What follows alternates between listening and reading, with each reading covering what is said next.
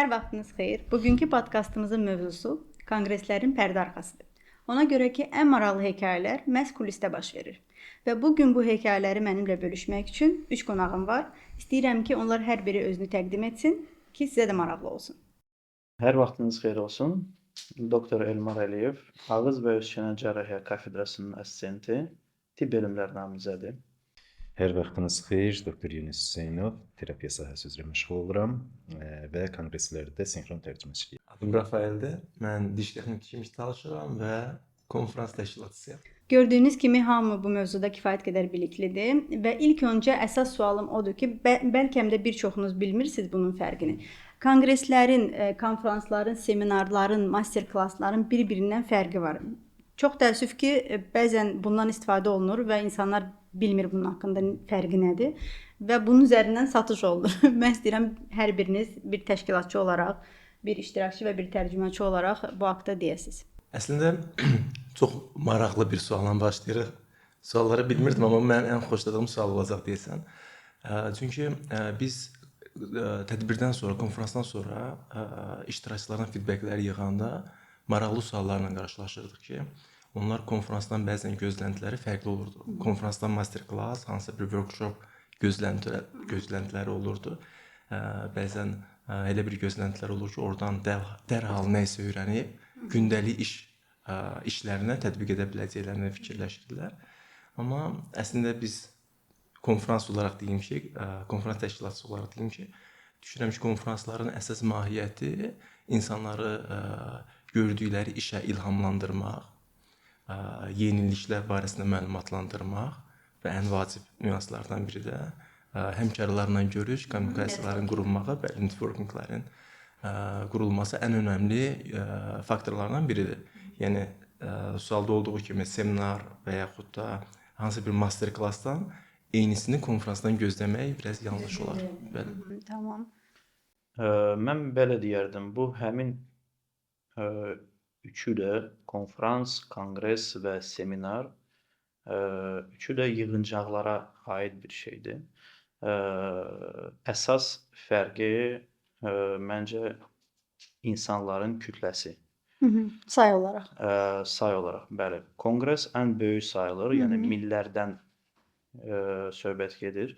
1000-ə qədər konfranslar və seminar ən az sayılan bir yığıncaqdır. Amma hər bir yığıncaqda əlbəttə ki, insanların bir-birindən tanış olması, qovulması və informasiyanın bir-birindən dəyişilməsi və fikirlər mübahisəsi. Mübadiləsi. Tamam. Yunus doktor, sizcə? Elmar doktorun dediklərinə qatılıram. Düzdür, biz tərcüməçilər olaraq bu aradakı fərq çox da böyük bir əhəmiyyət kəsb eləmir. Ancaq insan say baxımından konqreslər doktorun dediyi kimi ən böyük həcmli olanlardır və böyük həcmlilərdə biz daha çox sinxron tərcümə aparırıq. Kiçik həcmlilərdə yaxud seminarlarda və əsasən də master-klasslarda biz sinxron tərcümədənsə cümlə-bə-cümlə tərcüməni icra edirik. Bunun Fərqini orada görürsünüz. Fərqini də, müsbət mənfisini də artıq ümid edirəm ki, suallarınızla aydınlaşdıracağıq. Tamam. Belə bir sualım var. İlk öncə Elmar doktora verəcəm, sonra isə ondan çıxan sualları da sizə də ünvanlayacağam. Deməli, məsəl üçün siz konqresə bir dəvət alırsınız çıxış eləmək üçün. İlk öncə siz bunu prestij kimi qəbul edirsiniz, yoxsa bunu böyük bir məsuliyyət kimi görürsünüz?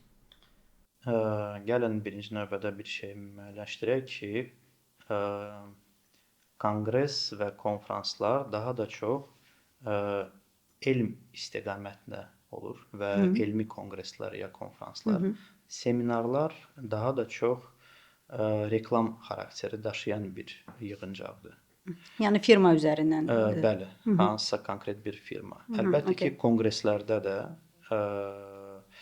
o həmin kütləni yığan seminarlar, kütləni yığan həmin firmalar, insanlar var. Yəni konqresdə az bir miqdarda olan bir reklam kütləsini yığan bir yığıncaqlar olur. Okay. Amma əsasən Eyni zamanda amma əsasən elmə istiqamətləndirilmiş bir yığıncaqdır. Bəli. və ilk öncə məsuliyyətli, yoxsa yenə də prestij özü rolunu oynayır? İlk öncə əlbəttə ki, fikir dəyişilməsi və əlbəttə ki, prestijdir. Prestijdir. Bəli. Tamam. Rafael bəy, siz təşkil etdiyiniz konfranslarda Azərbaycan rektorlarını yəni dəvət edirsiniz təqdimatçıları, yoxsa sizdə sadəcə xarici təqdimatçılardır? Əslində bizim konfrans təşkil etməyə qərarı necə yarandığı haqqında qısa vurğulayım. Biz bildiyiniz kimi dayaq xeyriyə olaraq müxtəlif insanlara, ehtiyaclı insanlara ərzaq və tibbi dəstəklər göstərirdik və ailələrin içərisində bəzən elə bir durum olurdu ki, onlarda böyük maddi vəsait tələb olunurdu ki, onların əməliyyatları icra olunsun.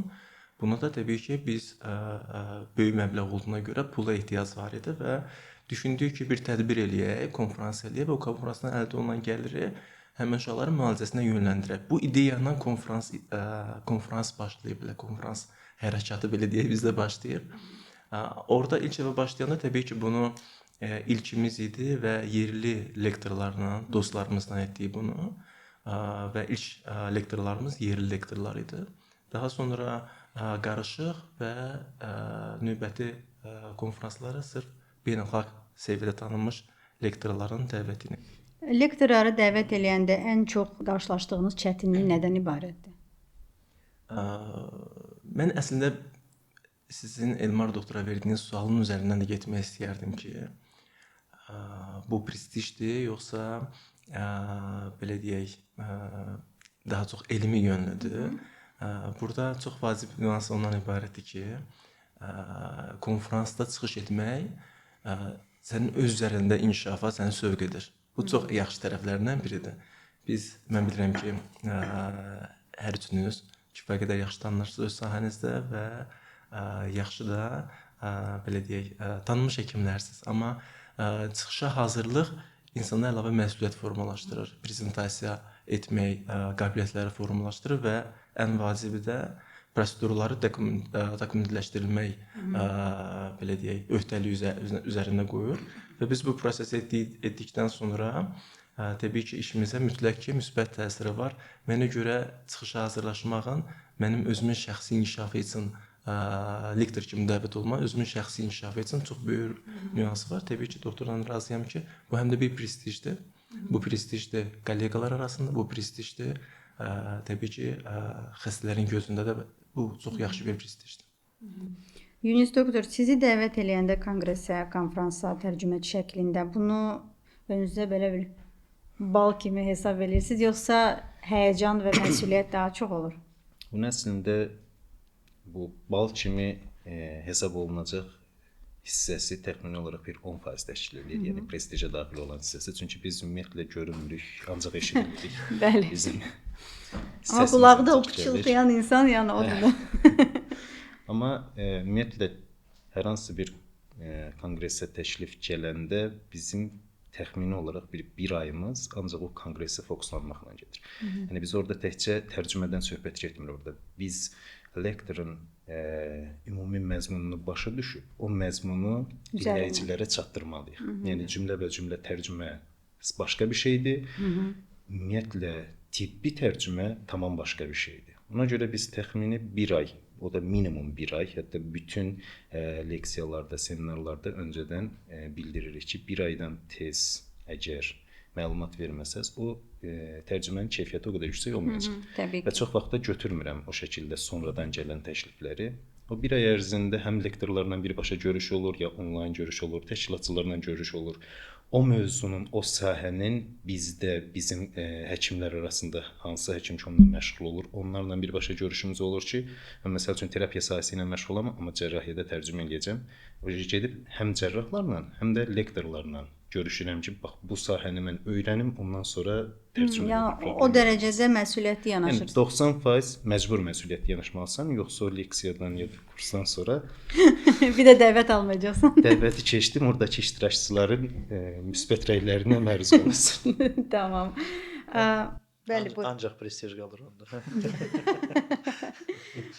Yaxşı, bəs səhnədə çıxış edərkən Elmar doktor, sizə də bu sual təbii ki, ilk öncə oradan özünüzü dediyiniz kimi tibb universitetində müəllim kimi də çalışırsınız və çıxış edərkən daha çox müəllim rolundasınız, yoxsa yenə də həkim olaraq öz кейsinizi təqdim edirsiniz, yoxsa öz ölkənizi təmsilçi olaraq, yəni başqa bir roldur, əlavə bir roldur. Hansı bir rol daha sizə orada yaxın olur? Əslində deyərdim ölkə şəkildə, yəni təmsilçi və öz fikirlərini, işlərini bölüşmək ətrafla və onların fikrini bilib öz işimi korreksiya etməkdir. Yəni demək istəyirsiniz ki, oturan tamaşaçıların verdiyi suallar və s. sizin işinizi yönləndirə bilər. Mütləq, əlbəttə ki. Sırf konqres onun üçündür. Yəni onun üçün də təşkil olunur. Konqresdə çoxlu fikirlər dinlənilir.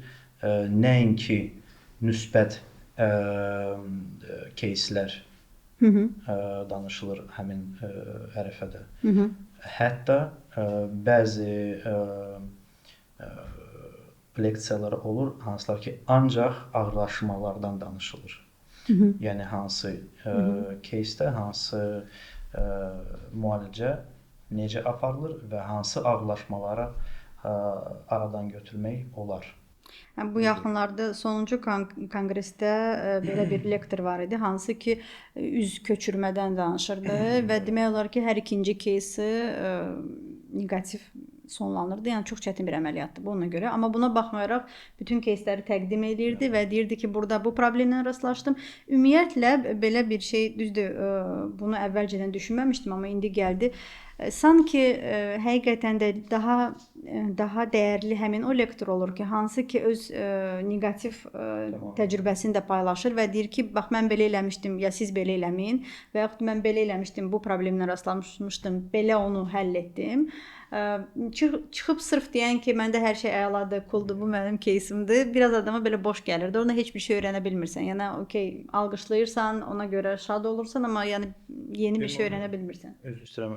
Ümumi olaraq təcrübəli həkim o deməkdir ki, ağırlaşmalarla rastlaşan həkim deməkdir. Təbii ki.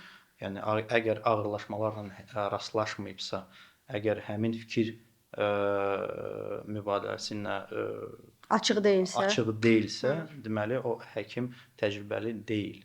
Yəni risk etməyib ya da öz problemləri açmayıb kütləyə qarşı o həmin fikirlərini eşitməyib, korreksiya etməyib özünü və o korreksiya edib öz pasientlərin üzərində onu tətbiq eləməyib.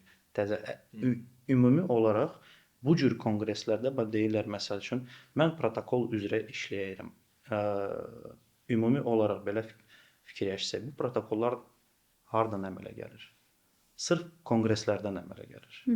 Çünki həmin bu statistika böyük bir rol oynayır ümumiyyətcə tibbdə.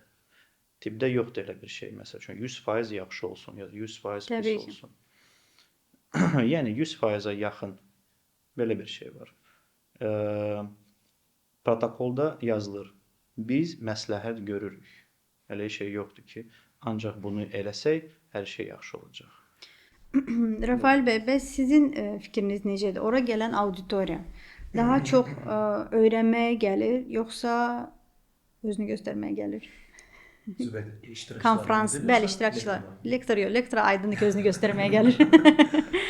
İştirakçılardan söhbət gedir. Mən düşünürəm ki, müqayisədə mən həm də iş fəaliyyətim var digər ölkələrlə, diş texniki olaraq.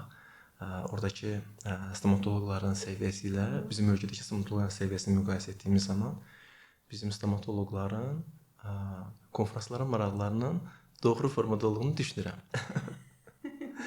Bu cür düşünməyə də biraz da özümü məcbur edirəm deyə bilərəm ki, çünki bir təşkilatçı kimi bu ruhda pozitiv olmalıyam ki, elə bir konfransları təşkil edə biləm. Həqiqətən də fikirləri, konfransdan sonra fikirləri, baxmayaraq ki, bir öncə dediyim kimi, konfrans haqqında yanlış təəssüratları ola bilər, konfransdan gözləntiləri yanlış ola bilər. Amma maraqları yüksəkdir. Çox diqqətlə qulaq asırlar. Bizim auditoriyanı gələn lektorlar həmişə tərifləyirlər. Təriflənəcək məqam ondan ibarətdir ki, auditoriyada iştirakçılar sona kimi qalırlar. Biz də təşkilatçı olaraq auditoriyada qalmaqları toplamaq üçün müəyyən manipulyasiyalar edirik. Konsertdən hansı bir belə deyək, proqrama əlavələr etməklə bunu çalışırıq ki, auditoriyada olsunlar, amma bu onların özlərinin və şəxsən də minnətdaram bütün iştirakçılara ki, bu təşkilatçı olaraq bizə böyük bir hörmətdir ki, onlar zalı boş saxlamırlar və sona kimi dinləyirlər. Amma ən başlıca sualınıza uyğun fikirləşərəm ki, bu leksiyalar olan maraqdan dolayıdır. Demək ki, lektorun kim olacağı vacibdir bu məsələdə. Əlbəttə. Yəni sizin konfransa qoşulanda mütləq öncədən soruşulur ki, kim çıxış eləyəcək? Bəli. Bu sorğunun özü də onu göstərir ki, onlar konfransın mövzusu ilə çox maraqlanır və gəl. Yaxşı, bəs auditoriyadan danışmışkən suallara keçəcəm. Yunus doktordan birinci başlayım. Sizdə auditoriyada neqativ bir feedback, geri dönüş olur ki, məsələn deyir ki, mən ingilis dilini bilirəm, qulaq asmışdım, siz fərqli tərcümə elədiniz, orada fərqli bir şey deyirdi. Bir neçə dəfə olub. Bunu biri deyə bilərəm, hansı ki, təxmini 6 il bundan öncə idi. Mənim səhvliyim tərcüməni düzgün eləmək idi. Lektorun səhvliyi ingilis dilində səhv danışması idi. Okay. Belə bir situasiya yaranmışdı. Onu biz lektorla elə seminar boyunca danışdıq, aydınlaşdırdıq. Ölçü materiallarından danışırdı lektor və mən bir etaplı, iki etaplı ölçü götürürəm, bunu eləyirəm. Ən yaxşısı mənim istədiyim iki etaplı ölçü götürməkdir. Bu kimi üstünlükləri falan danışdı.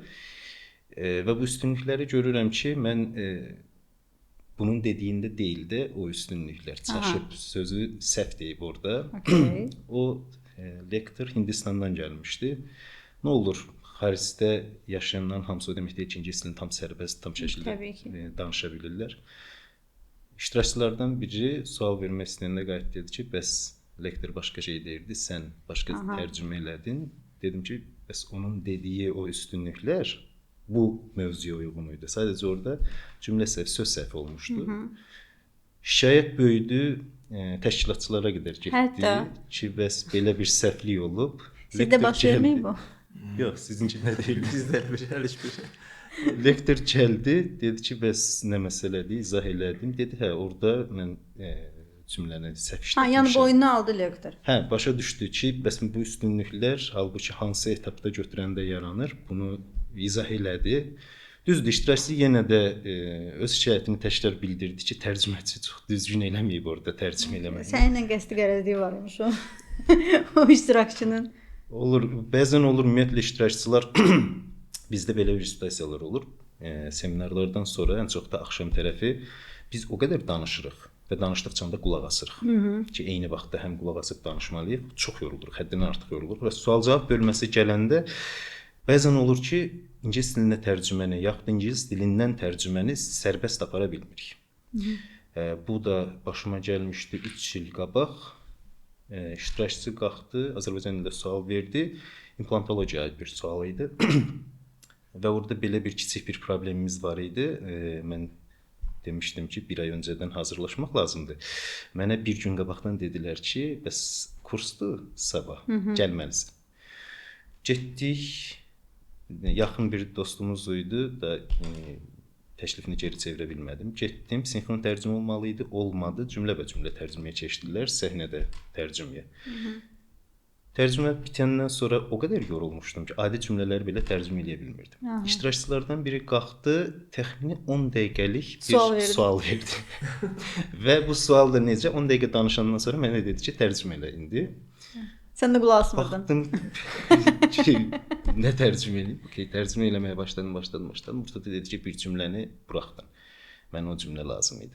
Başladı 10 dəqiqəlik şeyi ingilis dilində özü danışmağa, Google Ha, Translate-dən baxa-baxa ki, mən oradan Okay. daha yaxşı Mən tərcümə edə bilmirdim biləcəm. Tərcüməçilərə qarşı belə bir Olur o iştirakçılar arasında və onu normal qarşılayırıq biz. Çünki bəzən olur ki, səsin xoşuna gəlməyə bilər. Bəzən olur ki, sən tərcümədə səhv bir şey deyə bilirsən. Çünki sinxron tərcümə demək deyil, hamısını düz tərcümə edə bilərsən. Bəzən də olur iştirakçı yorğun olur, səhv başa düşür. Bunu da normal təbii qarşılayır. Okay. Yaxşı, bəs Elmar doktor çıxış edərkən bu auditoriyadan sizə qarşı neqativ bir olur? Məsələn, Yunus doktor biraz paylaşdı ki, neqativ olub rəylər. Sizə qarşı master-klass zamanı və yaxud da konfransda çıxış zamanı və yaxud da elə olur ki, çətin sual verilir, qəsdən verilir. Belə bir situasiyalar olur sizdə? Bəlkə özünüz vermisiniz çətin sual qəsdən. O da ola bilər. Ə, Əslində iş ondadır ki, konqres zamanı hər şey protokol üzrə olur. Hətta suallar da vaxtında verilməlidir və sualın verilmə xüsusiyyəti var və suala cavab verməyin də xüsusiyyətləri var. Və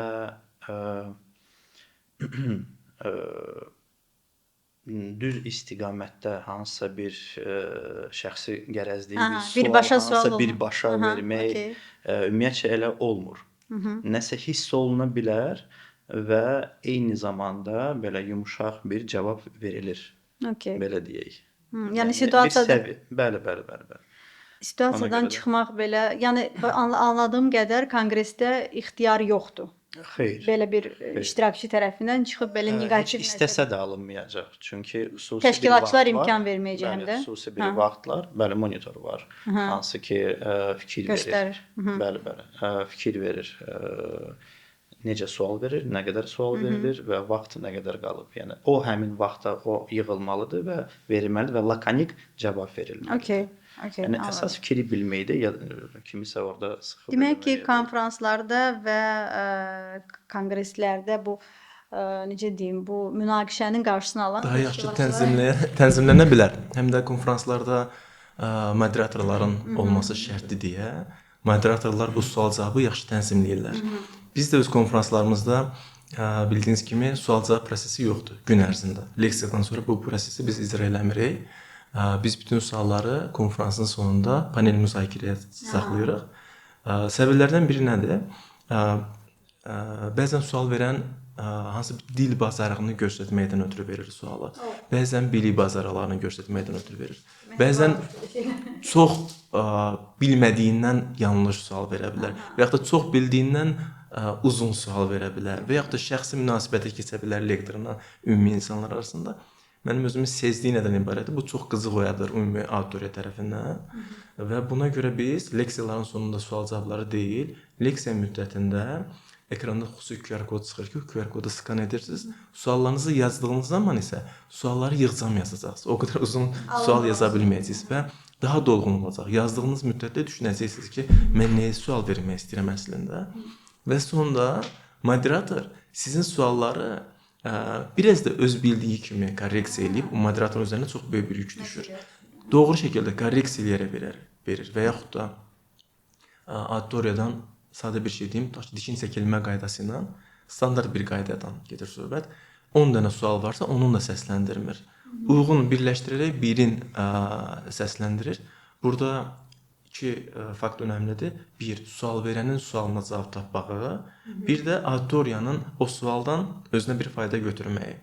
O baxımdan moderator çox önəmli faktdır və bizim təcrübədən də onu göstərir ki, ortada sualları yığışdırdığımız zaman ümumi reqlamenta daha çox riayət edə bilirik və sondakı sual-cavab prosesi hansı ki biz panel müzakirə adlandırırıq, o daha effektiv olur.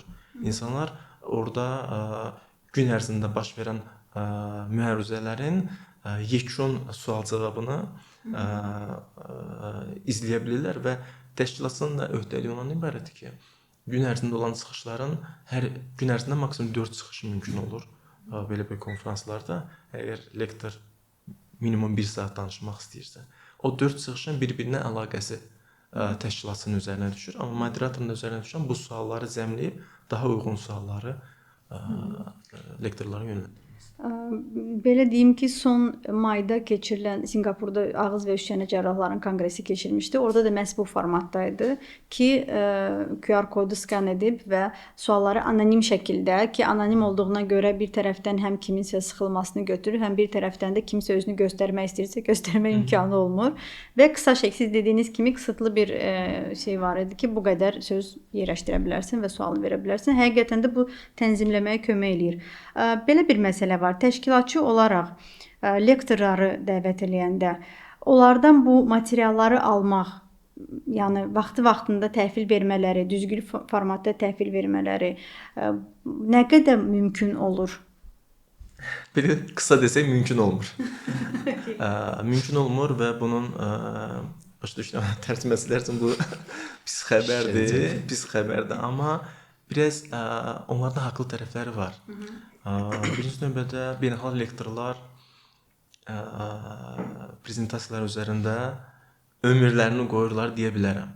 Həqiqətən də çox dəyərli prezentasiyalar olurlar və o prezentasiyaları istəməzlər ki, hazır prezentasiyanı mən ötürsünlər. Mən də ən yaxın bildiyim Yunus doktorla paylaşım ki, belə bir prezentasiya var, bundan faydalana bilərik. Bundan istifadə etmək istəməzlər. Yəni müəllif hüquqlarının itməsini istəməzlər. Bu birinci şərtdir. İkinci şərt ki, bizə inansınlar ki, hə, bax, etibar edirəm şəxsi Yunus doktor mənə. Bu etibar üzərində qurulacaq bir proses deyil. Üçüncü şərtdə daha real problemdir ki, onlar öz prezentasiyalarını xüsusi şriftlərdən, Keynote faylda hazırlanır, xüsusi bahalı bir hansı bir şriftlər alırlar, bahalı bir animasiyalar alırlar. O animasiyalar bizə ötürdüyün zaman bizim kompüterdə işləməyə bilər. Biz bunu ötürmə prosesini niyə danışırıq? Çünki bir çox konferanslarda olub ki, biz nə qədər yaxşı hazırlıq görülsə belə, kompüterin ümumi LED ekrana qoşulmasında həmişə bir problem çıxır. Və o qoşulma prosesinin özü gedişatı ləngidir. Biz həmişə düşünürdük ki, necəsə onlardan, lektorlardan informasiyanı alaq, bir kompüterdə saxlayaq, o kompüter qoşulu olsun ümumi ekrana və bizim işimiz rahat olsun, həmçinin də tərcüməçilərə də əvvəldən məlumat verək. Dediyim kimi, haqlı səbəblərdən düşünürəm ki, haqlıdır səbəbləri. Haqlı səbəblərdən bu mümkünsüz olur. O baxımdan yerində tərcüməçinin üzərinə böyük yük düşür. Təşkilatçı kimi də bizim üzərimizə böyük yük düşür ki, biz o texniki problemlərə müxtəlif alternativlərlə hazır ola bilək.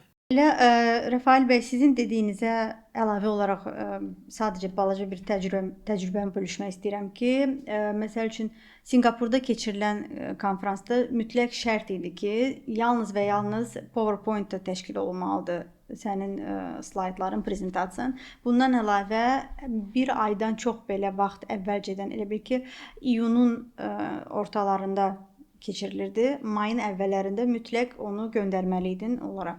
Və onlar dəyişikliklər orada məsəl üçün belə bir şəkli paylaşmaq olmaz kimi də dəyişikliklər əlavə eləyə bilərdilər. Yəni ona hüquqları var idi, qeyd olunmuşdu.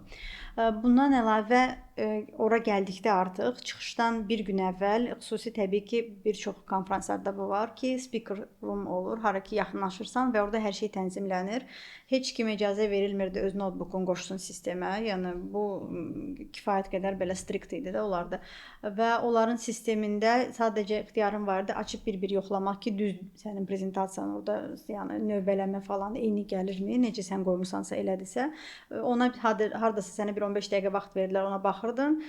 Sonra texniklərlə fərqli şeyləri müzakirə edirdin ki, sənə belə mikrofon rahatdır, yoxsa belə mikrofon rahatdır, stendin arxasında belə dayanacaqsan, yoxsa hərəkət edəcəksənmi və prezentasiya məhz necə yansıyacaq ekrana. Çünki bəzən format və video şəklindən problem ola bilirdi ki, şəkil tam şəkildə görsənmirdi ekranda.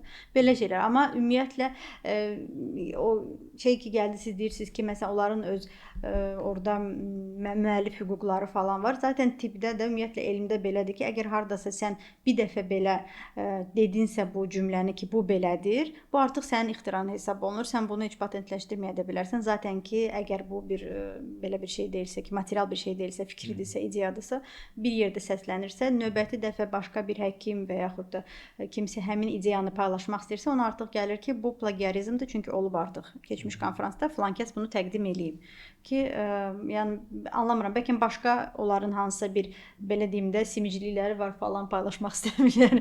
Yəni bunlar da əziyyət çəkir tərcüməçilər. Anlayıram ki, tərcümə baxımından da bu həqiqətən də vacibdir. Çünki hazırlaşma deyirsiniz ki, bir aydan çox gedə bilər hətta. Ümumiyyətlə sizin sahənin mövzusu olmaya bilər ki, cərrahiyyədir. Sırf endodontiya ilə məşğul olan insan, yəni həqiqətən də bu ixtiyarı var ki, tam şəkildə informasiya olmasın cərrahiyyə haqqında. Bu hissədə ki, informasiyan yoxdur.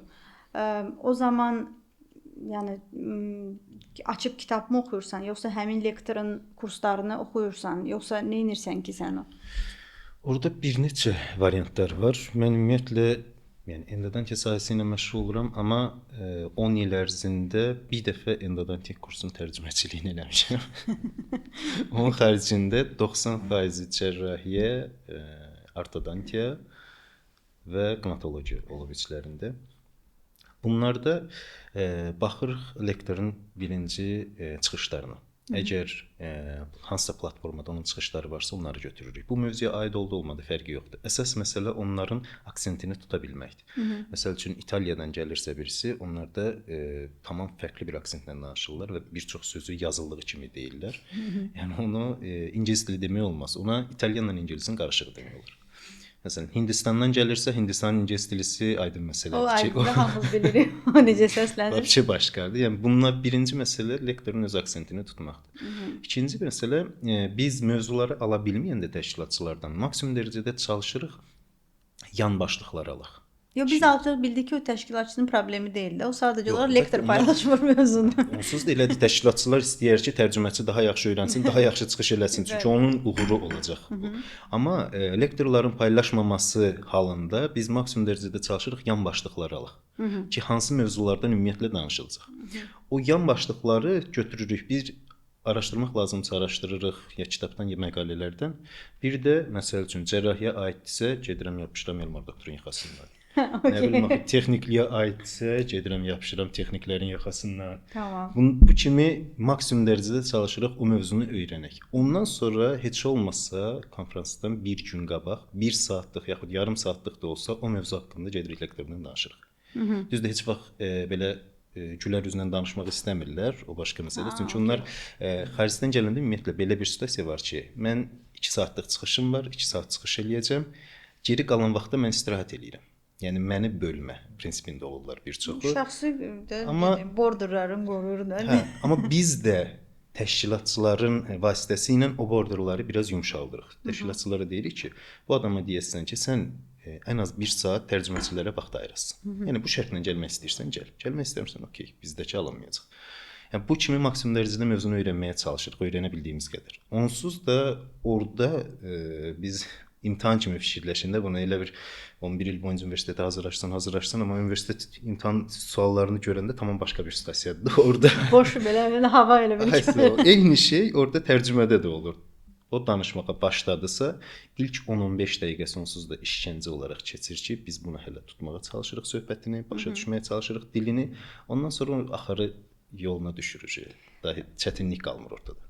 Yaxşı, bəs tərcüməçi seçərkən Rafael bəy, bu sırf sizə aid olacaq, çünki sizin sırf işinizlə bağlıdır. Orada hansı faktorlara fikir verirsiniz? Çoxdurmu ümumiyyətlə tərcüməçi Azərbaycanda, hansı ki, sırf tibbi konfransları tərcümə edə bilir? Birinci növbədə istərdim vurğulayım bir yaxşı məsələni ki, biz prezentasiyalarına ala bilirik, ala bilmirik. Burada bir yaxşı Singapurdan misal çəkdiniz. Burada 2 məsələ var. Burada vacibdir ki, konfrans rəhbərliyi, təşkilatçısı kimdir və yaxud da lektor kimdir. Əgər bu konfrans ki, bizə şərait yaradır ki, biz orada özümüzü təqdim edə bilək, onun ixtiyarı çatır ki, bizdən hər şeyi alsın, informasiyanı alsın. Amma bir konfrans var ki, biz istəyirik ki, o lektor bizim konfransımıza rəng qatsın. Orada bizim artıq elə bil 1-0 onlar üstün başlayırlar. Və belə bir ünsiyyət problemimiz də var, belə deyək də təşkilatçı olaraq. Tərcümə konfransın ən vacib hissələrindən biridir, çox həssasdır. Mənə görə tərcüməçinin ən vacib xüsusiyyəti öz fikirlərini ora qatmamaqdır. Çox vacib fikirdir. Səhv olanda düzəldə bilər. Bu başqa məsələdir.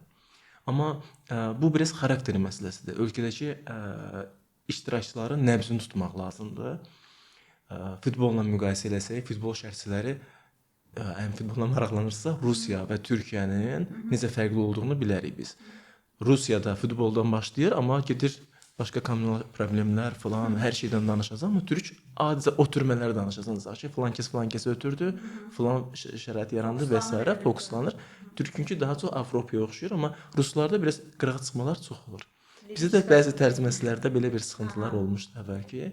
Onlar əlavə fikirlərini çox edirlər. Bəzən zarafat edirlər, bəzən əlavə öz biliklərini əlavə edirlər, bəzən auditoriyaya müraciət edirlər mikrofondan. Bu belə bir nüanslar olur.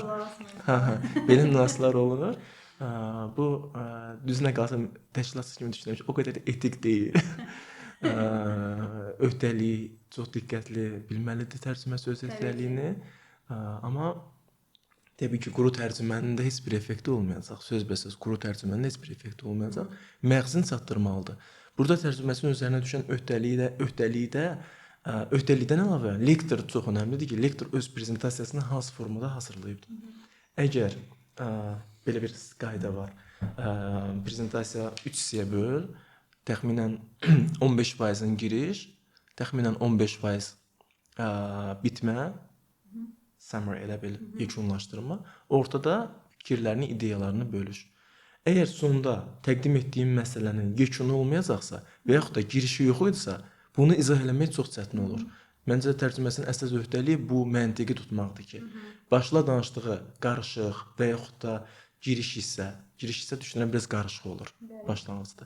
Sonradakı ortadakı əsas hissə hissələrə bölünüb, məntiqi ardıcıllığı yoxdursa və sonda dedikləri, çıxış elədiyi bütün prezentasiyanı yekun fikir olaraq toplayıb ötürmürsə, o fikirləri çatdırmaq, iştirakçıya tərcümə eləmək də məncə çətin olar.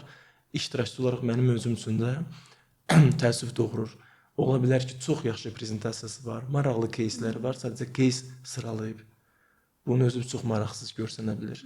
O göstərdiyin keysin girişdə izahı, niyə göstərdiyi, sonda isə nəticəni məntiqli ideyanla bağlamalısan. Mütləqdir ki, belə olmalıdır. Yaxşı, bəs tərcüməçi olaraq tərcüməçi ümumiyyətlə konfransın iştirakçısı sayılır, yoxsa təşkilatçı komitəsi sayılır? Yəni pulsuz olaraq bütün leksiyaları dinləyə bilirsiniz, Əvvəllər iştirakçı kimi sayılmırdıq. Amma bu sertifikasiya balları falan söhbətə çıxandan sonra biz dirənərək artıq biz iştirakçı kimi sayın demişik. Hətta Nəhayət ki, sayılırıq. Son 4 ilə yaxındır sayılırıq.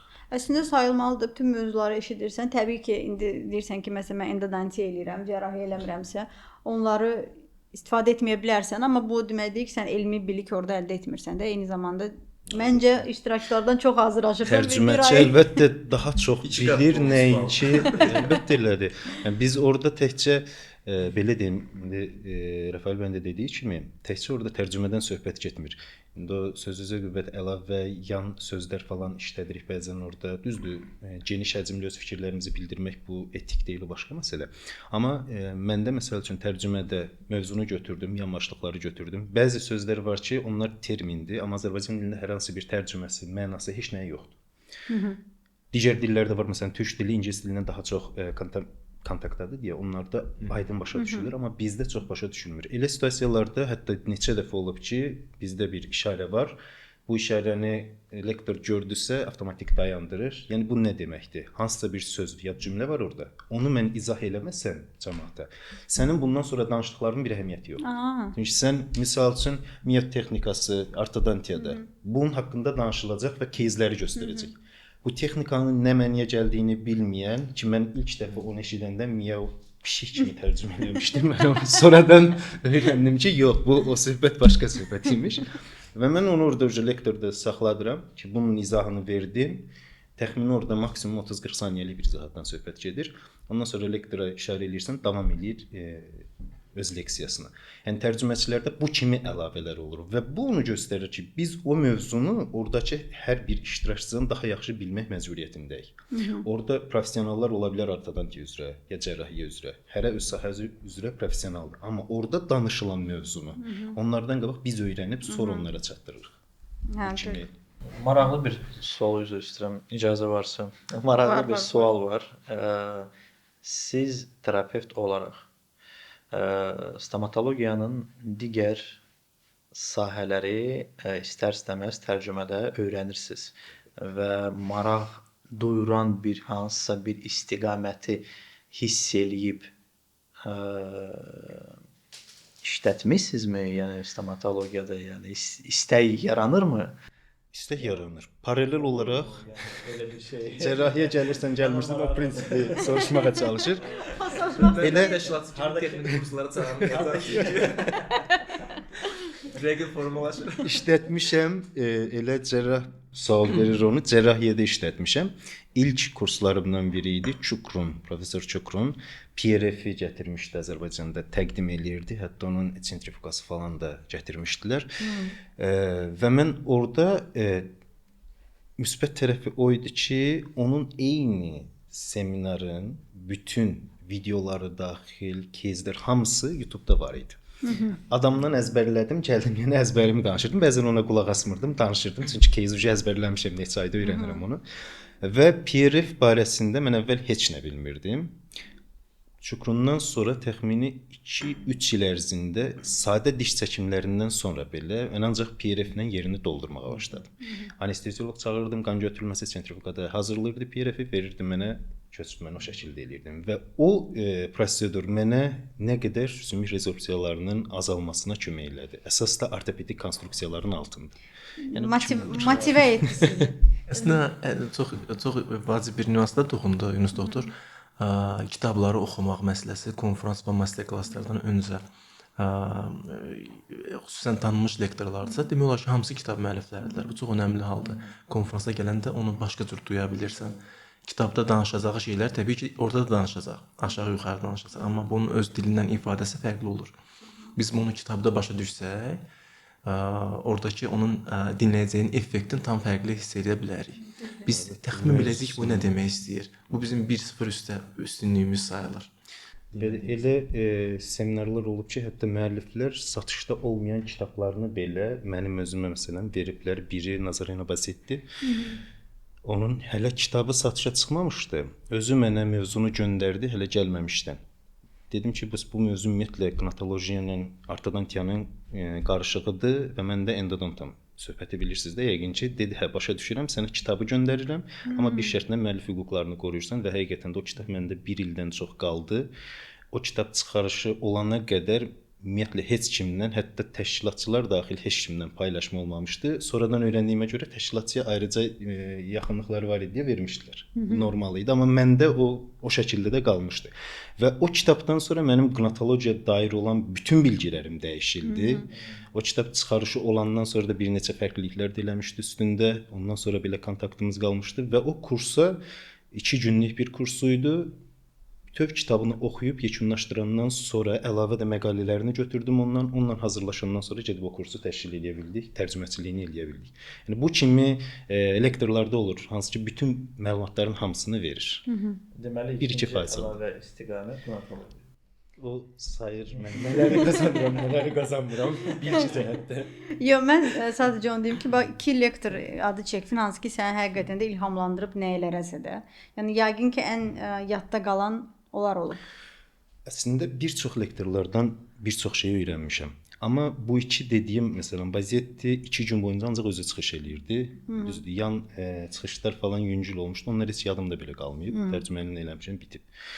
Çukrunda 1 gün boyunca full özü çıxış eləyirdi və 1 gün boyunca eyni mövzunu danışırsan və işin müsbət tərəfi odur ki, əvvəldən hazırlaşmısan, indi qulaq asırsan təxmini bir 9 saat boyunca və qulaq asdığı 9 saat boyunca təkrarlayırsan, çevirirsən dildə, istəsən də istəməsən də beyninə yerləşir. Yəni bunu sənin tətbiq eləməmək kimi bir şansın yoxdur da. Yəni mümkün deyil ki, eləməyəsən. Hətta da bəlli bir səviyyə gəlir ki, məsələn, PRF məsələsində mən PRF-siz diş çəkimini qorxurdum. ki görürsən ümumilikdə sorulma olacaq. Sonra fikirləşdim ki, yəni mən neçə ildir Bunsuz qeyrəvsiz eləyirəm də. Vacib deyil. Gör necə inandırmışdı ki, yəni düzgün eləmək belədir. Ümumi suallar verəcəm. İstəyirəm ki, hər biriniz iştirak eləyəsiniz. Belə deyim də, ən çətin və ən gülməli hadisə hansını ki, siz hər biriniz qarşılaşmısınız? Yəni bir təşkilatçı olaraq, tərcüməçi olaraq və bir lektor və iştirakçı olaraq konfransda və ya konqresdə. Çox gözlənilmədən verilən bir sualdır. Mən bir qədər dəyişəcəm yəqin ki cavabımı bu suala. O barədə ki, nə gülməli, nə də qorxulu, hətta qürur duyulu bir məqam olub. Çünki biz ümumiyyətcə bizim birinci addımlarımız, daha doğrusu elmə qarşı bir istiqamətlə desəm, biz çoxlu kitab oxuyub sonra hansısa bir fikrimizi əlavə edib məqalə yazmalıyıq ya da onlarca, yüzlərcə olmasın, onlarca kitab oxuyub hansısa bir əməliyyat edirik və inandırım sizi, bu birinci konqreslər hansılar ki biz iştirak etmişik, o həmin lektorları görüb hansı o kitabların müəlliflərin doğrudan da üzünü görüb onlarla danışmaq və demək ki, mən sizin kitabınızı oxumuşam. Birinci görmüşəm, oxumuşam. Birinci səhifədən axırıncı səhifəyə qədər doğrudan da elə o sanki o həmin kitabla danışmaq deməkdir. Yəni o çox böyük bir qürur duyucu bir hissdir və ondan da əlavə siz əl çatmayan bir məqam kimi hiss edirsiniz o kitabı oxuyanda, oxuyarıq. Amma o həmin məqam siz hiss edirsiniz ki, yox, doğrudan da mən nəinki əl çatan bir şeydir, hətta mən salamlaşım və toxunmuşam o insana.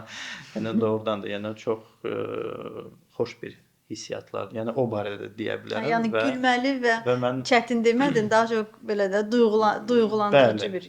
Bəli, daha da çox bu hisslər keçirilir.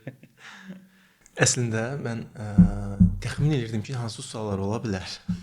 Bunun üçün də düşünürdüm ki, maraqlı fakt kimi soruşacaqsınız ki, nə olub maraqlı, gülməli falan. Yol boyu fikirləşmişəm. Heç nə gülməli alma gəlmir. Hər dəfə stresli olur bizdə. Uzun bir təşkilatçı kimi bunun böyük bir stresi var. Təşkilatçılıq başlayır ən azı aktiv təşkilatçılıq başlayır ən azı 6 ay qabaq. Amma konfrans bitəndən, hətta biz növbəti konfransa indidən hazırlaşmışıq. Hansı ki, dekabrın 6-sı bizim üzümüzə gələn konfransdır. Növbəti ilin konfransına indidən başlamışıq hazırlaşmağa ki, tanınmış lektorlar 1, 2 il, hətta 3 il qabaqdan məşğul olurlar, onlar tutulurlar belə deyək. Ona görə indidən onlarla danışıqlar aparmaq lazımdır və bizim əlavə öhdəliyimiz nədir? Biz bütün lektorlarımızı könüllü prinsipi ilə çağırırıq. Onlar öz qanarlarına imtina edirlər və bizə qoşulurlar.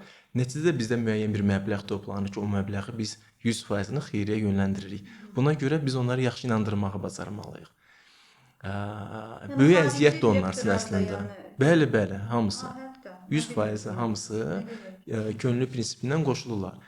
Könüllü prinsipindən qoşulanda özünüzdə diqqət eləsəz bizim konfransdakı lektorlara ki, onlar hansı bir belə deyək, sıradan təzə başlayan və ya lektorlar deyil, hamısı kitab müəllifləri, hər hansı bir akademiyanın sahibləridir. Onlarla danışdığımız müddətdə daha çox vacibdir ki, onlar biz xeyriyyə fəaliyyətimizə inandıraq. Siz təsəvvür edin, bir nəfər Braziliyadan gəlir, o inanmalıdır ki, birinci Azərbaycan haqqında məlumat əldə eləməlidir.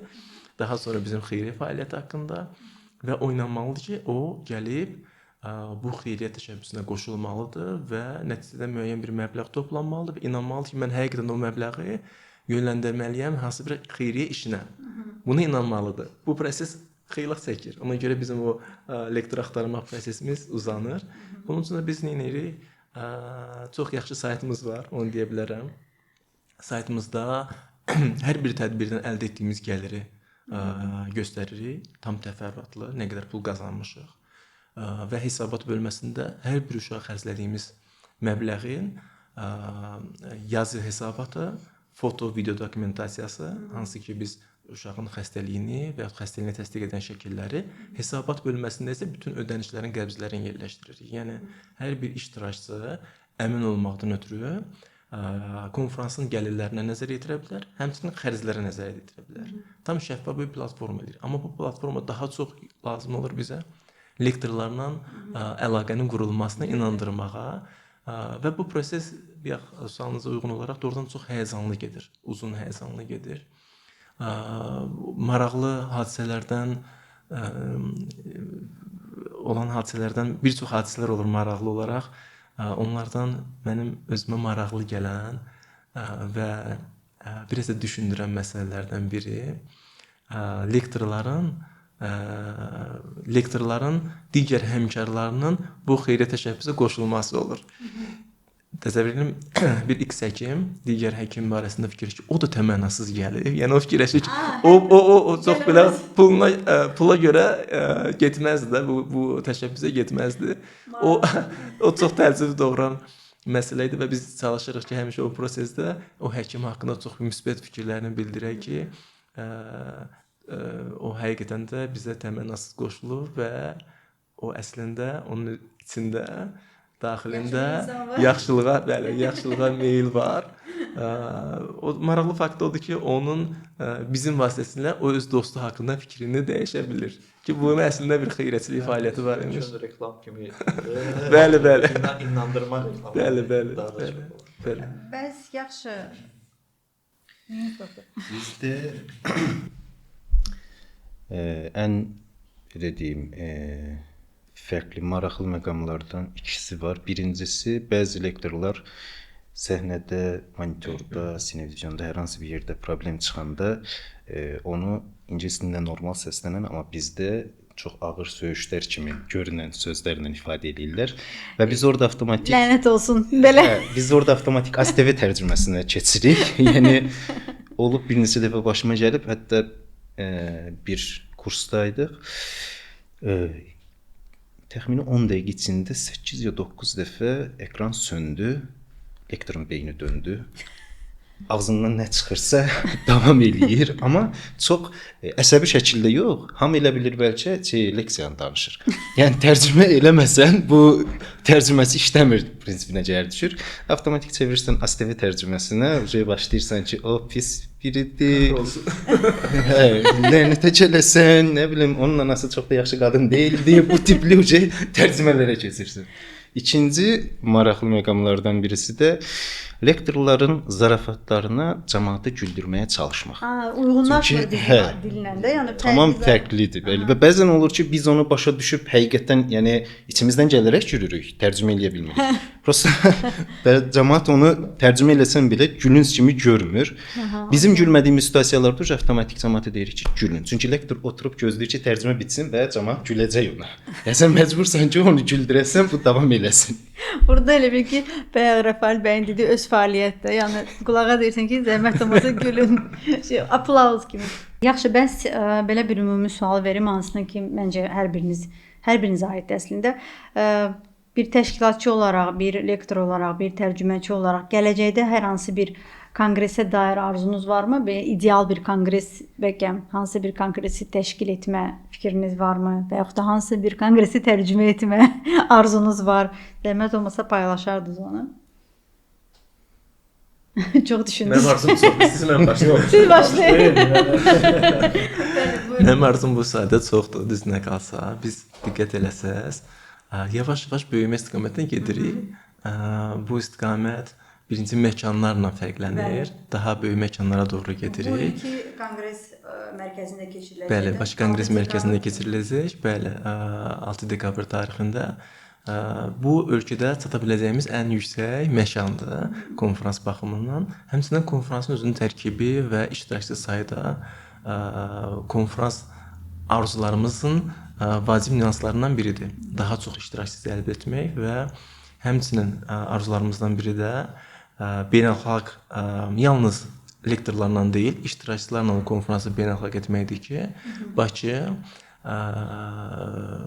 bizim konfransımız daha doğrusu Life Mentors ən azı qonşu ölkələrin marağına səbəb olacaq bir konfrans olsun. Növbəti etaplarda inşallah ki, bizim iştirakçılarımız da beynəlxalqlaşdığı təqdirdə bu konfransı düşünürəm rahatlığından digər ölkələrdə, Dubay, İstanbul və digər ölkələrdə keçirmək mümkün olar. Amma orada da yenə siz xeyriyyə fikri ilə bunu eləmisiniz. Bizim konfrans niyyətimiz həmişə xeyriyyədir, həmişə xeyri olaraq qalacaq. Bu iştirakçılarda da bəzən sual verir ki, nə dərəcədə xeyriyyədir? Biz bunu hər dəfə vurğuladığımız kimi indi qeyd etmək istəyirəm ki, 100% xeyriyyədir. 100% nəyə nəzərdə tuturuq? Konfransın ümumi xərcləri və gəlirləri var. Gəlirlərindən xərclərə çıxılır. Yerdə qalan məbləğin 100%-i xeyriyyəyə yönləndirilir və xərclərin içərisində heç bir işçilik xərcindən söhbət getmir. Yalnız material və yaxud da servis xərclərindən, vendor xərclərindən söhbət gedir. Yaxşı, bəs eşidəndə ki, siz bunu xeyriyyə şəklində təşkil edirsiniz ki, lektorlar könüllü qoşulur. Bəs bundan əlavə məsələn məkanlar könüllü qoşulurmu, dəstək olurmu, yoxsa hansısa bir texniki dəstək olurmu, tərcüməçilər könüllü qoşulurmu? Mən yaxşı bilirəm ki, siz də təşkilatçılıqda iştirak eləmisiniz konfrans təşkilatçılığında və heç birinizə sir deyil ki, ölkədə keçirilən konfranslardan təşkilatçılar pul qazana bilmirlər. Demək olar ki, başa-baş çıxırlar, ən yaxşı halda, amma çox vaxt ziyanla da çıxırlar konfranslardan. Amma necə olur ki, biz konfranslardan ortalama 70 min manat pul qazanırıq. Səbəblərindən biri lektorlardır. Çünki qonoralar bizdə imkan verir ki, biz çox yaxşı pul ekonomiya edək, xərclərdən azad olaq. İkinci məsələ də təşkilati dəstəklərdir. Məkanlar bizə fərqli qiymətdə güzəşt edir. Vendorlar, texniki dəstəklər, ekran dəstəkləri. Son 2 konfransımızın ekran dəstəkçisi Credo şirkətidir. Hər konfransda 30 min manat civarında xidməti bizə təmənnasız edir. Bunun içərisində ekran, səhnə, tərcümə avadanlıqları, bütün işıqlanma, səs avadanlıqları bu çox böyük bir şeydir əslində. Bəli. Bunlardan azad olunmaq təbii ki, məbləğin daha da böyüməsinə, xeyriyyə məbləğinin böyüməsinə səbəb olur. Həm də bu çox ciddi motivasiyadır ki, sən bir təşəbbüs göstərirsən və bu təşəbbüsdə hamı dəstək olur. Bu çox sevindiricidir. Təbii ki, sən özün inanırsan və başqaları da inandıra bilirsən. Bu az bir şey deyil. Siz necə? Hansı bir arzularınız var?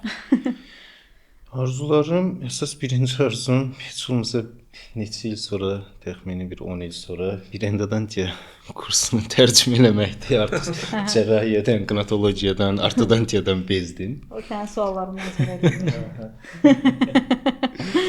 Onun xaricində bizim üçün məsələ hansısa kursu tərcümə eləmək istəyib istəməmək məsələsi deyil. Biz istəyirik ki, daha çox həm müasir, həm də praktiki kurslar təşkil olunsun ki, biz burada öyrəndiyimizi və oradakı iştirakçılara çatdırdığımızı oradan çıxandan sonra gedib tətbiq eləyək. Burada öyrəndim, sırf sertifikat üçün ya da hər hansı bir göstəriş üçün bura gəldim, getdim prinsipi əhəmiyyətli olmur və bunu da biz ən çox harda görürük? Seminarın, kursun sonundakı aktivlikdə. Əgər sual-cavabda aktivlik varsa, demək ki, buradan nə isə öyrədə bilib həm lektor, həm tərcüməçi iştirakçılar öyrədə bilib. Çatdıra bilmək. Yox, sual yoxdursa, bu o demək deyil ki, oradakıların hamısı hər şeyi bilir. Demək ki, ya lektorda problem var, ya tərcüməçidə problem var. Bizim müəllim deyirdi, ya hər şeyi başa düşmüsünüz, ya heç nə başa düşməmisiniz. Yəni. Elə olur, bəli. Elə. Mən belə bir şey deyərdim. Əvvəlcə biz həmişə istəyirdik konqresdə olaq sadəcə. Yəni məqsədə uyğun. Sonra konqresdə iştirak etmək. İştirak edirik lektor şəkildə də. İndi isə elə bir məqsədimiz var ki, bizi ora çağırsınlar, nəinki çağırsınlar və hər bir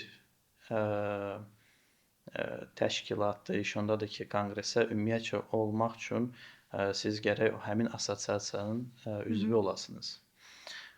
Üzvü olandan sonra məqalə olmalıdır. Məqalə də olandan sonra hələ konqresin ödənişi var.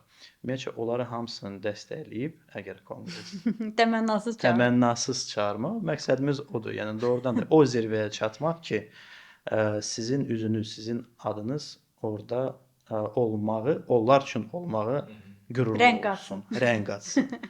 Bax, o ən böyük zirvədir. Yəni biznes klassla uçmaq istəyirsiniz. Bəli. Onun altında bir çox hisslər yatacaq təbii ki. O prestij də olacaq, vətəni layiqincə təmsil etmək də olacaq. Sırf, bəli, bəli, bəli. Sırf Həqiqətən də belədir. Əslində yəni düzdür də, yəni əgər mərhələ-mərhələ, mən bilirəm həkimlər var ki, ümumiyyətlə qoşulmur konfranslara və konqreslərə və həqiqətən də onlardan eşitmişəm ki, boş vaxt və pul xərcidir. Onsuz da mən istədiyimi kitabdan alıram, onsuz da mən istədiyimi internetdən əldə eləyirəm məqalələri və yaxud da fərqli forumlarda otururam. Ora nəyə qatılım mən? Mənasızdır. Bu fikir də yəni ola bilər, okeydir, amma siz bayaq vurğuladınız ki, konfransların əsas məqsədlərindən biri networkingdir ki, çox vacibdir. Ki bir çox lektorlar çıxışının sonunda deyir ki, bu mənim elmi araşdırmamdır və əgər sizdə də kimsə buna qoşulmaq istəyirsə bu araşdırmaya və yaxud töhfə verə bilərsiniz və yaxud da hal-hazırda bununla ölkənizdə məşğulsunuzsa, amma istəyirsiniz ki, biz güclərimizi birləşdirib və bir şey eləyək, o zaman mən açığam buna. Bu çox böyük bir şeydir. Yəni biri var ki, öz otağında oturub bu işi görəsən, biri var ki, sən burada görürsən, o hardasa məsələn Kitayda mı görür, məsələn Avropada hardasa hansı bir ölkədə mi görür və sonra birləşdirib ortaya çox bir nüfuzlu bir elmi iş çıxarda bilirsiniz. Fikrimcə, yəni mən sırf ilhamlanmaq, paylaşmaq və bu məqsədlə Birini də əlavə etmək olar, istiqaməti doğru tutmaq. Bu xüsusən ortopediya aidiyyəti var. Bizim konfransların ana mövzusu ortopediyadır və amma həmişə ortopediya olmasına baxmayaraq bunun cərrahiyyə ilə bir əlaqəli olur. Hər hansı bir ortodontiya ilə əlaqəsi mütləq ki olur. Brontologiya ilə əlaqəsi olur. Niyə istiqamət faydasını vurğulamaq istəyirəm? Ortopediyada xüsusən deyə bilərəm ki, kifayət də böyük bir sərmayə tələb olunur ki, siz doğru yolla gedə biləsiniz. Yəni sərmayə yanlış etmə imkanınız, belə şansınız yüksəkdir. O sərmayə yanlış etdiyiniz təqdirdə ikinci sərmayəyə şansınız qalmaya bilər. Həmişə də ən yaxşısını almalıyam, ən yaxşısını eləməliyəm kimi bir yol yoxdur. Buna da imkan çatmaya bilər. Bizə çox yaxşı istiqamət verir ki, biz hansı yöndə sərmayə eləyək. Biz təhsil yöndən sərmayə eləyək, avadanlıq yöndən sərmayə eləyək. Xüsusən avadanlıq yöndən sərmayə edirsə, hansı istiqamətdə eləyək. Xüsusən indiki halda ortopediya digitallaşır. Digitallaşıb da artıq. Digitallaşdığı müddətdə müxtəlif skanerlər, intraoral skanerlər, face skanerlər, artıq robotlar. Bunların hər şey çıxsın, hər şey yaxşı olsun, mən axırda gedib alaram kimi variant yoxdur. Siz onlarla əyaqlaşaraq, onlarla addımlamalısınız. Onlarla səhv eləməlisiniz, onlarla inkişaf eləməlisiniz. Amma bu səhvi də konfranslar biraz tənzimləyə bilər. Çünki öz lektorlar öz çıxışlarında doğru versiyaları, doğru istiqamətləri göstərirlər. Ən azından bir motivasiya olacaq ki, hər hansı bir tanınmış lektorun bu getdiyi istiqamət sizin bir yön ola bilər. Həqiqətən də elədir. Məsəl üçün son konfransların birində paylaşmışlar ki, hamımız bilirik ki, məşhur firmalar var, kompaniyalar var, hansı ki, stomatologiyada rəqəmsal texnologiyaların artıq məşğul olur. Və biz inanırıq ki, ən gözəli onlardadır və çox yüksək qiymətləri var. Amma son konfranslarda paylaşımlar oldu ki, ola bilər, bunlar yaxşıdır, amma bilin ki, biz elmi araşdırma elədik və dəqiqlikdə bu skaner bundan hətta üstündür ki, geri qalmır və fərqli bir mövzular və onda anlayırsan ki, aha, buna mənim büdcəm çatır, bunu ala bilirəm və artıq zamanla ayaqlaşa bilirəm və geri qalmıram elə bil ki, elimdən. Onsuz biz araşdırdığımız müddətdə bizə araşdırma mənbələri nə olur? Ya internet olur. İnternetdə adətən bu olur ki, firma dəstəkli məlumatlar olur. Mən skaner yönlü buna baxmışam. Hansısa bir toplumlar çıxardanda, hansı bir forumlardır ki, orada fikirlər yazırlar. Düz xarici forumlar biraz aktivdir, o cəhətdən daha yaxşıdır onları oxumaq, izləmək. Amma ölkədə necə olur? Biz satış təmsilçilərinin ideyaları əsasında özümüzə sərmayə edirik. Hansısa satış təmsilçisi bizə yaxındır, dostdur, tanışdır, yaxşı şərtlər təklif eləyir. Köhnəni gətir, təzəsini verin, bunu al, bunu verin, belə bir şeylər olur, amma bizim böyük ehtimal ki, professional karyeramızda bir fəsadı olacaq onların. Bu baxımdan tanınmışları izləmək, onları dinləmək, daha çox dinləmək deyə, izləmək iki mənalı ola bilər. Dinləmək daha doğru seçimlər etməkdə kömək olacaq. Və belə bir şansdır ki, dünyanın tanınmışları ölkəyə gəlmişkən onu dinləmək şansını qaçırtmaq olmaz. Təbii ki. Biz bilirik ki, o konfranslar xaricdə dinlədiyimiz təqdirdə bizə o kifayət qədər böyük sərmayə əmələ gətirir. Əgər biz orada gəzmə, dincəlmək məsələsini çıxırıqsa, əsas elmin tərəfindən böyük bir sərmayə tələb edir, amma qapıya gəlmişkən bu şansdan İstifadə etmək lazımdır, həqiqətən də. Belə bir sponsorlara, firma dedi, sponsorlar yadıma düşdü. Elə olurmu ki, hansısa bir firma sizə sponsor olmaq istəyir, amma sizin necə deyim, fikirləriniz onlarla üst-üstə düşmür, amma siz yenə də eləyirsiniz ona görə ki, xeyriyyədir, sizə o məbləğ lazımdır ki, siz onu sonra düzgün yola yönləndirəcəksiniz.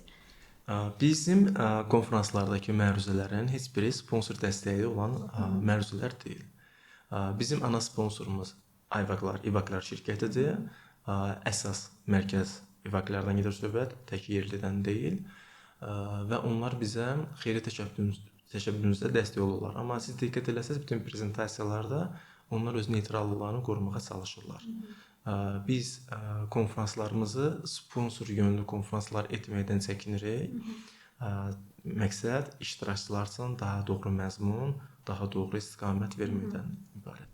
Ümumiyyətlə, həqiqətən də belədir ki, ümumiyyətlə məncə sponsorları da ilhamlandırmaq çətindir bizdə biraz. Ki konfransın, məsələn dediniz ki, mən lektorları ilhamlandıra bilirəm. İllər əvvəl başlayıram işləməyə bunun üstündə ki, biz xeyriyyə işi görürük, bu lazımdır. Siz də yaxşı bir təşəbbüsdə bulunun, amma ki sponsorları yerliləri çox çətindir, bağışlayın. Yerliləri çox çətindir, çox vacib. Mən çox həssas bir hissəsinə toxunmusunuz təşkilatın, ona görə bildirmək istəyirəm ki, çox çətindir yerlinin. Çünki yerli bazar çox balacadır və yerli bazarda birbaşa fokuslanır satışa. Image, PR heç bir rol oynamır. Mütləq şərtdir ki, sən beynəlxalq sponsor tapasan və bizim konferans təşkilatı kimi ən böyük uğurumuzdur ki, bizim beynəlxalq sponsorumuz var. Beynəlxalq sponsorun satış kimi bir maraqlı yoxdur. Nəticədə satışa gedir təbii ki, bütün fikirlər. Amma onun belə deyək, PR-ı və xüsusən onun xeyriyyə təşəbbüsündə göstərdiyi, özünə qazandığı müsbət image onun böyük bir hədəflərinin bir parçasıdır. O baxımdan təşkilatçılara, digər təşkilatçılara da mənim tövsiyəm ondan ibarət olardı ki, beynəlxalq sponsor tapsınlar. Beynəlxalq sponsorlardan daha çox pul qazanmaq olur. Daha geniş imkanlar olur, şəbəkələşmə imkanları olur, informasiyanın yayılmaq imkanları olur və səndən daha az şey gözləyirlər. Yerli sponsor olanda verdiyi məbləğə uyğun stent tələbi olur, verdiyi məbləğə uyğun səhnəyə kimi roll-up'ın yerləşdirilməsi tələb olur və s.